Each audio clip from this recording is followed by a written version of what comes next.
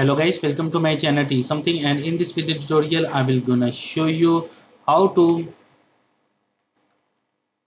disable Windows 11 startup sound. So how to do this? Let's get started.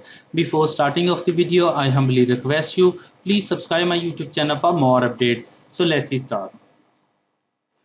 Okay guys, first of all in the search box, go to your desktop, right click and go to your personalize.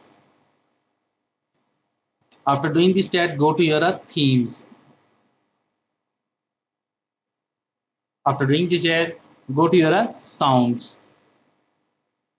After that, uncheck play Windows startup sound.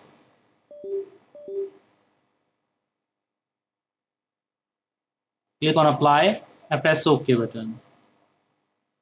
Now close it. Now disable Windows startup sound. I hope this video is helpful for you. Thank you for watching and please subscribe my YouTube channel.